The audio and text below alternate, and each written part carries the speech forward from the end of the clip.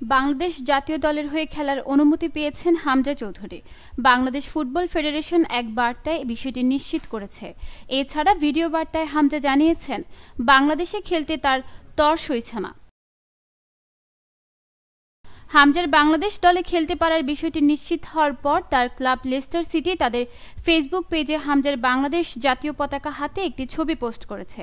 বাফুফে বার্তায় লিখেছে, Bangladesh football federation অত্যন্ত আনন্দের সাথে জানাচ্ছে যে হামজা দেওয়ান চৌধুরী বাংলাদেশ জাতীয় ফুটবল দলের হয়ে খেলার অনুমতি পেয়েছেন। ফিফার ফুটবল ট্রাইব্যুনালের প্লেয়ার স্ট্যাটাস চেম্বার এই সিদ্ধান্ত জানিয়েছে।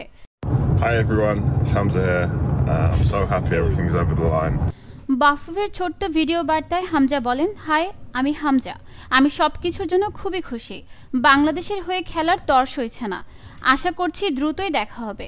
27 বছর বয়সী হামজার ছবি পোস্ট করে লেস্টার সিটি লিখেছে, হামজা চৌধুরী এখন থেকে বাংলাদেশের।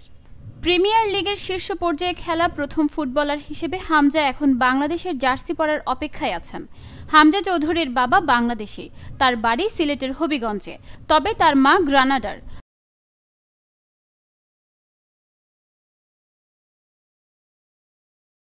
হামজার বেড়ে ওঠা ইংল্যান্ডে। তিনি ইংল্যান্ড অনূর্ধ্ব 21 দলে খেলেছেন, যে কারণে তার ইংল্যান্ড, বাংলাদেশ ও গ্রানাডা জাতীয় দলের হয়ে খেলার সুযোগ ছিল।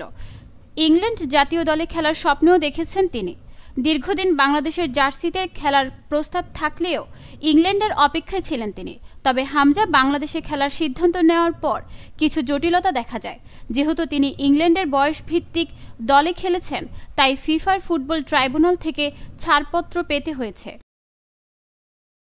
নিউজ ডেস্ক, দৈনিক পূর্বকোণ।